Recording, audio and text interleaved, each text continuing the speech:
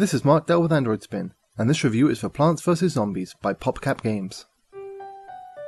Plants vs Zombies rises from the graves of all those piles of similar tower defense games that fell before it. To call Plants vs Zombies a tower defense game feels a little misleading, but it does have a lot in common with the genre. Throughout the game you'll be defending your house from approaching zombies by laying down plants, but unlike a tower defense game that gives you an overhead view of a maze like Battlefield, Plants vs Zombies fits all the action on a single screen, viewed from the side, where zombies are shuffling across in a series of straight lines.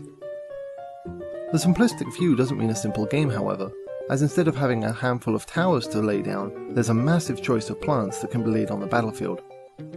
Before each level begins, you'll have to choose which plants you want to bring into the level with you, and with each plant requiring different amounts of energy, you'll have to be prepared to go in with a good mix of cheap and expensive plants that are both offensive and defensive. There's no right or wrong way to play a level, but you'll be finding that you'll have to keep changing your strategies to get through, especially when the night draws in. The choice of strategies to use is so vast, however, that you might find that you can't live without using a certain type of plant, where another person might not care for it, and this is the choice that quickly becomes one of the most appealing aspects of Plants vs Zombies. Experimenting with the wide selection of plants and unlocking new ones and seeing how they can help you is always a lot of fun, even more so when each plant looks and behaves so differently.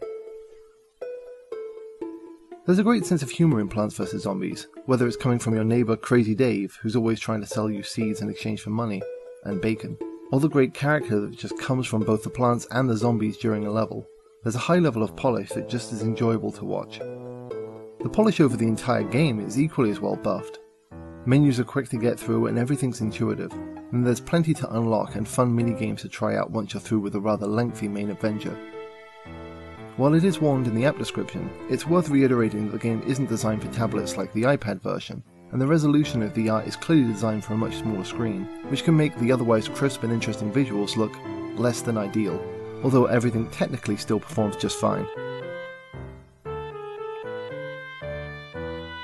PopCap does a great job of making a lot of simple pieces and putting them together into something great that's truly hard to get until you've really tried it, which you absolutely should. You won't be disappointed.